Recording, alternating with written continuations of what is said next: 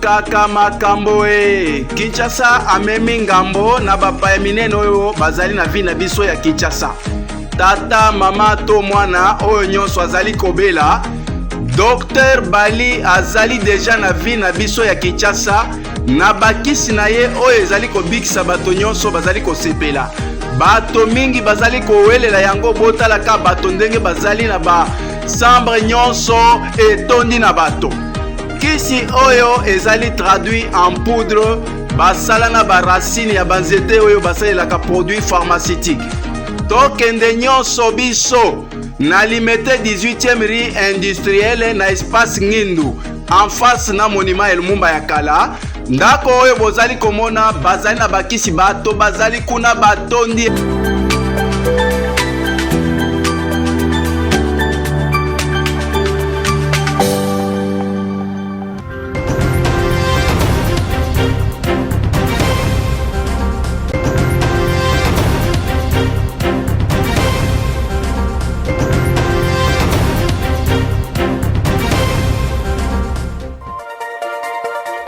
L'école Révérend Kim Sidde Kintambo a organisé à l'intention du jeune fille de cet établissement une campagne sur l'éveil patriotique, une activité qui a connu la présence du ministre de la Communication et Médias Patrick Mouyaya.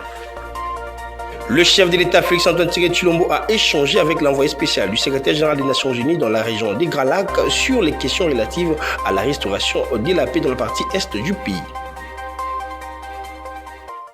Nouvelle session d'information à la télévision de l'éducation. Mesdames et messieurs, bienvenue à toutes et à tous sur place. Le développement des titres dans l'actualité, les questions relatives à la restauration de la paix dans la partie est de la République démocratique du Congo ont fait l'essentiel de la rencontre ici à Kinshasa entre le chef de l'État Félix-Antoine Tshisekedi Tshilombo et l'envoyé spécial du secrétaire général des Nations Unies dans la région des Grands Lacs. Vous puissiez détailler, suivez cet élément de la presse présidentielle. Le 4 avril prochain, le Conseil de sécurité des Nations Unies va tenir une importante réunion à New York consacrée exclusivement à la situation qui prévaut à l'est de la RDC. En prévision de cette importante réunion, l'envoyé spécial du secrétaire général des Nations Unies pour la région des Grands Lacs, M. Wang Zia, est en tournée dans quelques pays de la région. Reçu par le président de la République Félix-Antoine Tshisekedi Tshilombo, M. Wang Zia a expliqué l'objet de sa mission au chef de l'État qui a fait à son tour sa lecture de la situation actuelle jugée très préoccupante. Au cours de cette même audience, M. Wang Zia a réitéré la volonté des Nations Unies d'accompagner la République démocratique du Congo dans la recherche d'une paix durable au regard des atrocités que vivent au quotidien les populations des provinces du Nord et Sud Kivu. Nous avons une situation de crise très inquiétante avec les dernières évolutions qui a aggravé encore davantage l'instabilité dans la région des Grands Lacs, notamment à l'est de la RDC. Avant d'aller à New York pour participer à une réunion du Conseil de sécurité consacrée à la région des Grands Lacs, qui aura lieu le 4 avril prochain.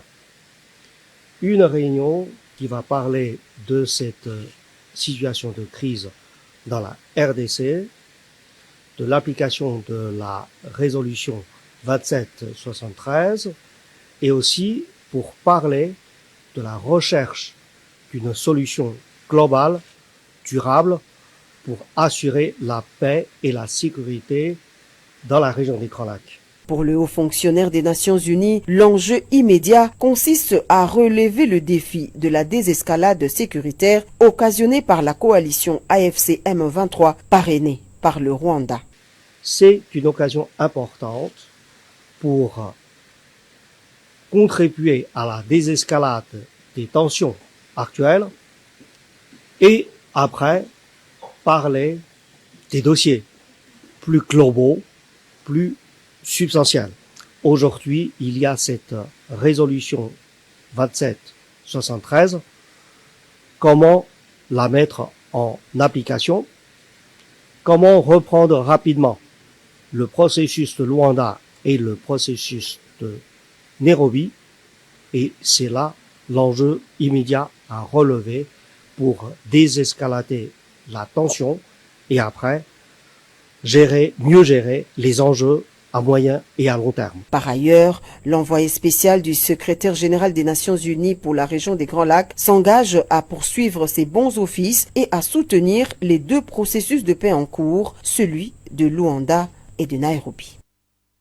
En ce mois de mars, le président Ngandou Yannick, initiateur de la dynamique qui porte son nom, réaffirme son soutien aux femmes victimes des actes barbares imputables à l'armée rwandaise. Il a par la même occasion réaffirmé aussi son soutien au FARDC, Ouazalendo ainsi qu'au chef de l'État Félix-Antoine Tshisekedi Tshilombo. Suivez cet élément. L'agression de la République démocratique du Congo par le Rwanda ne laisse indifférents les Congolais épris de paix. En effet, l'appel à la mobilisation générale lancé par le chef de l'État pour bouter dehors les ennemis de la paix ne cesse de trouver écho favorable. Le dernier en date est celui d'Ngandou Yannick, président de la dynamique qui porte son nom.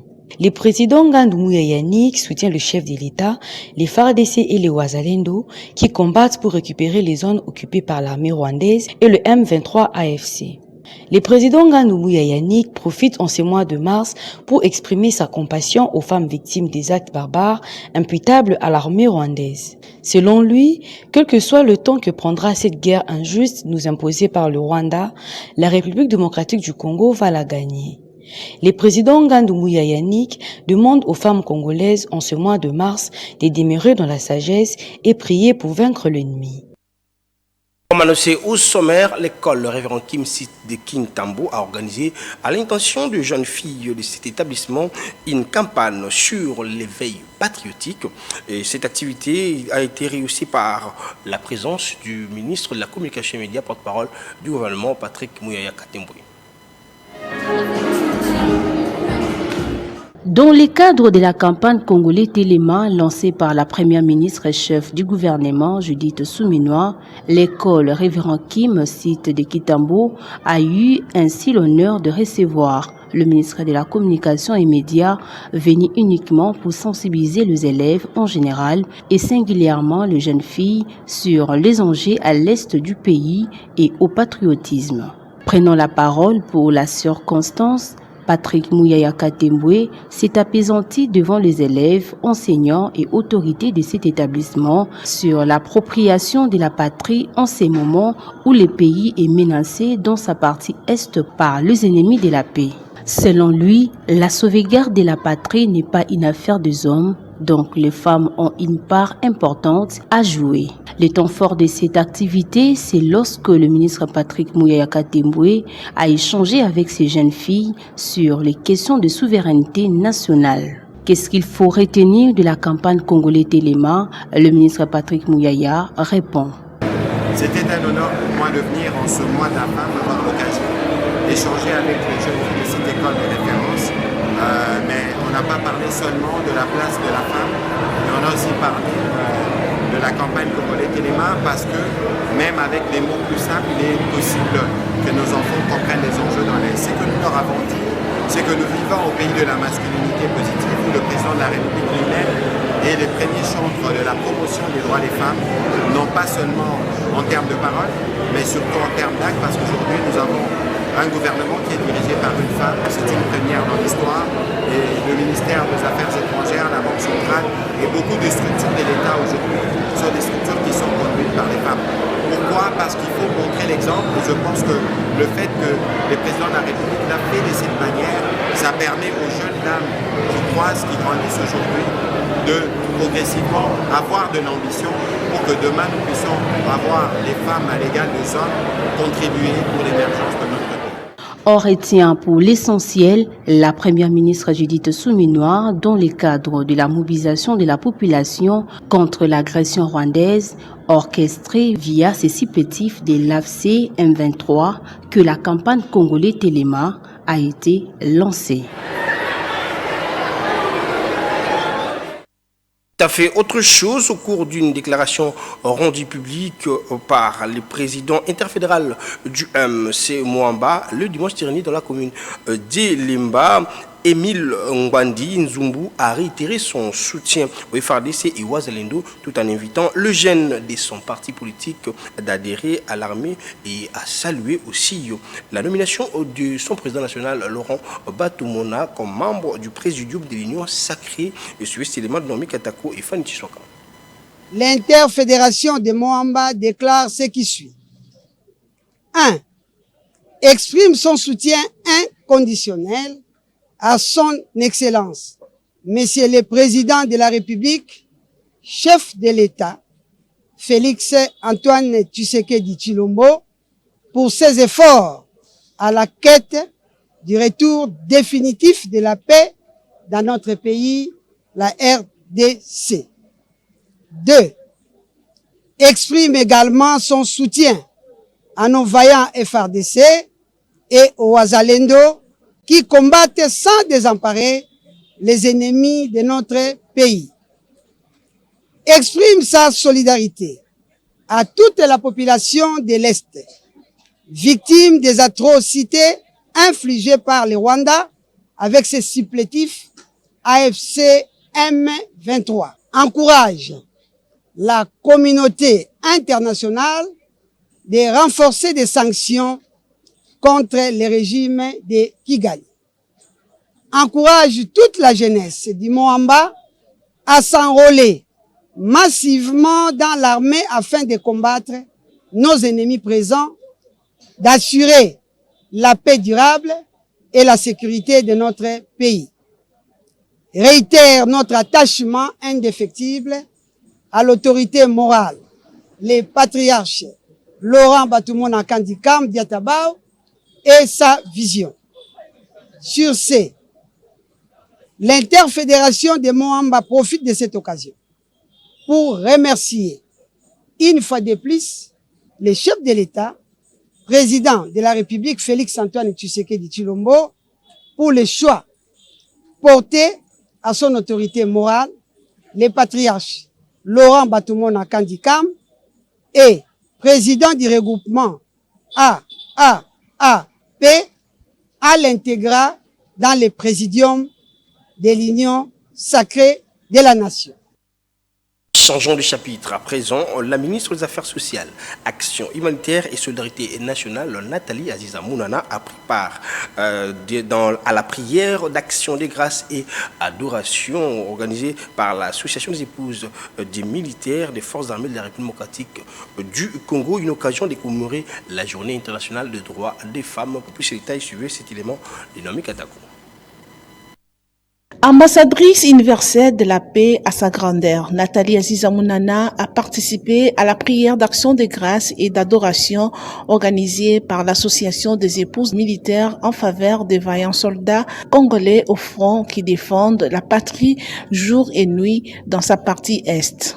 Solidarité et pensée pieuse pour toutes les femmes de l'Est de la RDC en cette journée internationale de droits des femmes où beaucoup d'entre elles voient encore leurs droits bafoués par les ennemis du pays. Ne les oublions pas, déclare la patronne des actions humanitaires et solidarité nationale de la RDC, Nathalie Aziza Mounana. C'est une journée qui doit nous interpeller parce que c'est une journée de la femme, mais j'ai mis aussi l'accent parce que c'est la première fois dans l'histoire que nous avons une femme première ministre. Donc je devais honorer cette femme que le président de la République a honorée sous le choix de l'excellence Judith Suminwa Tuluka, et mettre plus la femme en avant par rapport à la journée d'aujourd'hui qui est vraiment un 8 mars 2025 qui est spécial, qui a ses douleurs, qui a ses joies et ses douleurs. Nous savons que dans le Grand Kivu, nous perdons nos jeunes filles, nous perdons nos mamans et je les ai dédiées la journée d'aujourd'hui. Ils ne sont pas seuls, ils sont avec nous. Tout ce qu'on pouvait les apporter, c'est la prière, être avec eux en prière. Ils ne sont pas seuls, il y a Dieu, il y a nous, qui sont ici à Kinshasa ou ailleurs à travers la République, le porter en prière parce que c'est la seule façon que je pensais passer le message aujourd'hui. C'est une journée spéciale où je pensais que j'allais trouver beaucoup de femmes engagées pour la cause de la femme en République démocratique du Congo parce que c'est le corps militaire qui est touché. Nathalie Aziza Mounana encourage cependant toutes les femmes congolaises à l'unité et à la résilience pour faire face aux défis existentiels auxquels la RDC est confrontée. Notons que cette prière a été organisée par l'Association des épouses militaires dirigée par la chef d'état-major général Verombanza Bilambwe sous la supervision du colonel Emily Tumba. Respecter le mot d'ordre lancé par le chef de l'État Félix Antoine Tshisekedi Tshilombo pour apporter l'aide aux victimes de l'agression rwandaise ici en République démocratique du Congo. La ministre des Affaires sociales, Action humanitaire et solidarité nationale, Nathalie Aziza Mounana, s'engage pour soulager la population du Kivu. Suivez cet élément. Reçu en audience le lundi 10 mars 2025, Louis Armand de Béjari, conseiller politique spécial aux affaires internationales et émissaire européen, par Nathalie Aziza Mounana, ministre des Affaires sociales, Actions humanitaires et solidarité nationale, déclare que tous les pays européens sont mobilisés pour soutenir la République démocratique du Congo, l'agressé de l'agresseur rwandais. Au sortir de l'audience, Louis Armand de Béjari a annoncé des sanctions financières contre le Rwanda. Ces sanctions sont imposées par 2 pays européens et de l'Union européenne qui se mobilisent financièrement pour venir en aide aux populations congolaises victimes de cette attaque barbare et injuste d'un pays membre de la communauté économique des États membres de l'Afrique centrale. Nous avons discuté évidemment de la situation dans l'Est, au Kivu. J'ai senti que son Excellence Madame la Ministre était extrêmement engagée pour soulager les souffrances du peuple du Kivu, pour soulager les souffrances du peuple congolais, très engagée, une femme de grande conviction, une femme de grande qualité pour l'humanitaire. Et je suis certain qu'avec elle, le ministère des Affaires sociales va continuer de faire de très grandes choses, encore une fois pour soulager la souffrance de tous les Congolais, puisque c'est à ça que sert la politique, c'est vraiment à soulager la souffrance des gens. Alors, la plupart des pays européens sont évidemment extrêmement mobilisés pour le soutien à la République démocratique du Congo. Tout le monde sait aujourd'hui qui est l'agresseur, tout le monde sait que l'agresseur c'est le Rwanda, et tout le monde sait que l'agressé c'est la RDC. Et les pays européens ainsi que l'Union européenne se mobilisent, et pas simplement en parole, se mobilisent aussi en actes pour établir des sanctions financières contre le Rwanda. Signalons que cette aide est une urgence étant donné qu'il y a 2 millions de déplacés et de victimes de guerre dont il faut absolument soulager la souffrance le plus rapidement possible. Parlant d'autre chose, le militant du PPRD salue le soutien de la coordonnatrice Sandra Nkoulou lors de l'audition de quelques hauts cadres de ces partis par la justice militaire. Suivez cet élément de Nami Katako. Ces hauts cadres du Parti du Peuple pour la reconstruction et le développement ont été accompagnés par leurs militants lundi lors de leur audition. Quelques militants présents saluent Sandra Nkoulou, la coordonnatrice du PPRD Diaspora, pour son soutien au parti. Maman Sandra Nkoulou, Diaspora en Angleterre. Nyonso sala pona PPRD maman Nzambe ya pambola yo. Nzambe azala na yo Nzamba pesoka sagesse wana. Merci mingi, vraiment merci pona soutien na yo et contribuer belé. Biso ba mama ya PPRD tozongisi mate. Tozeli jusqu'à erreur nde tochikobima. Nzamba pesi biso Elonga. Sandra Nkoulou, félicitations. Diaspora. Selon le communiqué du cabinet du ministère public, ces hauts cadres du PPRD sont soupçonnés de complicité avec les mouvements terroristes du M23 AFC. Dans le cadre de la célébration de la journée internationale de droits des femmes, Parole de ces dames, en collaboration avec les collèges Bonsomi, ont organisé une conférence débat sous le thème « La jeune fille face aux défis de l'autonomisation et de l'indépendance financière ». C'était dans la commune d'Indjili, précisément au quartier 4, au collège Bonsomi, sur l'élément de Sarah Kindela. La salle des activités du collège Bonsomi a servi de cadre pour la conférence débat qui avait pour but de sensibiliser les jeunes filles sur les thèmes internationaux et nationaux de la journée internationale de droits de femmes, d'où est tiré le sous-thème de la dite conférence, la jeune fille face aux défis de l'autonomisation et de l'indépendance financière. Plusieurs intervenantes ont relevé l'importance de l'autonomisation et de l'indépendance financière. S'en est suivi des activités parascolaires pour agrémenter la journée. Au sortir, les différentes intervenantes ont donné leur son de cloche quant à cette journée. Pour le compte de l'association Parole de ces dames, nous tenons toujours à organiser cette activité le 8 mars parce que nous aimons rappeler à la jeunesse quel est le sens de la journée du 8 mars. C'est une journée qui parle des droits des femmes, qui parle des conditions des femmes. Alors nous nous entretenons avec les jeunes filles qui sont l'avenir, qui sont les femmes de demain, pour qu'elles puissent comprendre le 8 mars quel était le contexte, qu'est-ce qui a été fait et qu'est-ce qui reste à faire pour améliorer la condition des femmes. Que l'intelligence financière s'apprend. Des jeunes, on doit savoir comment gérer de manière intelligente nos ressources. Laquelle intelligence financière nous confère une autonomie en tant que femme, nous confère même à être épanouie. Les compétences nous ouvrent de portes à l'emploi, elles nous ouvrent de portes à l'entrepreneuriat, elles nous donnent aussi ainsi la capacité de prendre ses propres décisions. Pour sa part, le recteur du collège Bonsomi, père jésuite Hubert Mvoula, apporte son soutien à la jeune fille sur l'égalité entre hommes et femmes. Tout ce que peut faire un homme, une femme peut aussi le faire.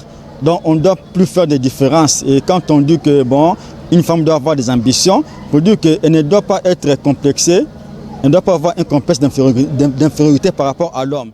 Notons que Parole de ces femmes a pour objectif de contribuer à l'amélioration de la place des femmes dans tout le domaine de la vie. Dans le même cadre, les complexes scolaires Ekimeli dans les territoires de Kasangulu, précisément dans la province du Congo central, a organisé une journée culturelle le samedi 8 mars 2025 sur cet élément de Géry Roméo Mwamba et Djibril Bakamba. À l'occasion de la célébration de la Journée internationale des droits des femmes, le complexe scolaire Ekimeli se trouvant dans les territoires de Kasangulu de la province du Congo central a commémoré cette journée à sa manière à travers une journée culturelle organisée pour célébrer et promouvoir les talents latents de ses élèves dans plusieurs secteurs d'activité sous l'encadrement du directeur Caps Kapela Ntungu Paraclé, maître des cérémonies du jour devant les parents, les autorités ainsi que les publics de coins et recoins du territoire de Kasangulu. Pour lier l'utile à l'agréable, cette journée a réuni sur une même scène les élèves de l'école primaire et ceux du secondaire où chacun s'est démarqué selon son domaine. Entre autres, Tido Basketball, Luboya Aster à la danse, Samuel Mabogo dans les théâtres, les duos Franchiline Gitukulu et Bazelunga dans les dictées et poèmes. Ainsi, les moments le plus mémorables de l'événement était l'interprétation de l'hymne de l'école chantée à l'unanimité.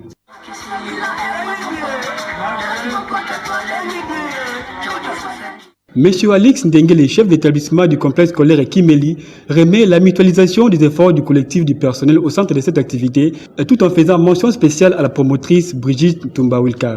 La réussite a été pour beaucoup, c'est donné vraiment à notre promotrice, parce qu'elle a fait beaucoup pour nous, pour que cette journée puisse se réussir.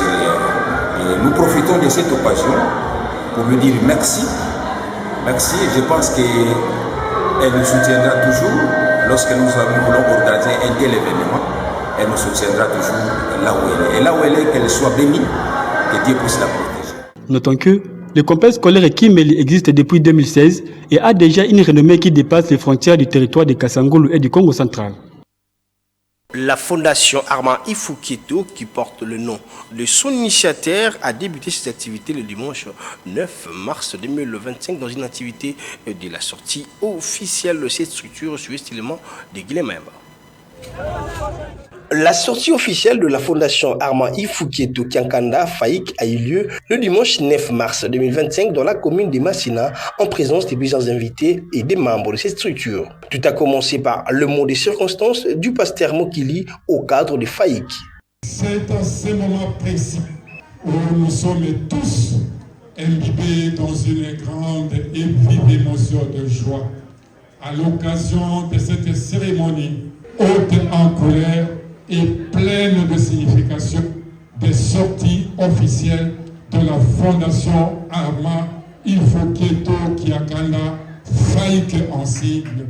S'en est suivi de l'intervention du secrétaire général des Faïk, Faustin Mazona, qui a présenté l'échantillon de la représentativité de la coordination nationale.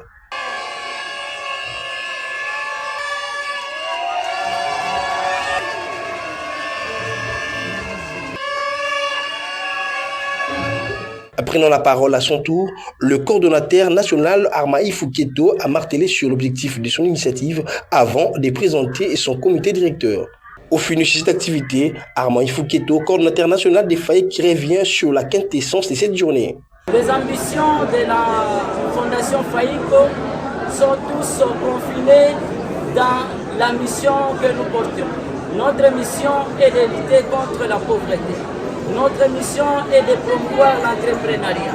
Notre mission est de protéger et puis faire du bien pour notre environnement. Notre mission, c'est aussi de contribuer sur le plan sécuritaire, économique, mais aussi éducatif de notre pays qui est le Congo. Retenons que la Fondation Armand Ifouketo Kiankanda FAIC a pour objectif de s'entraider mutuellement. Et pour boucler complètement cette session d'information, l'ASBEL Grand Massina qui dirige Djento Bouloki a échangé avec les notables de la commune patriotique de Massina dans l'objectif de mettre en place des mécanismes de mobilisation et de sensibilisation de la population de ce coin concernant les différents problèmes qui dérangent leur municipalité et suivez cet élément. C'était dans le cadre de la mise en place des stratégies de mobilisation et de sensibilisation pour trouver des solutions aux différents problèmes de leur municipalité que l'ASBEL Grand Massina, qui dirige Djento Bouloki, avait échangé avec les filles et fils de Massina dans une réunion technique le dimanche 9 mars 2025.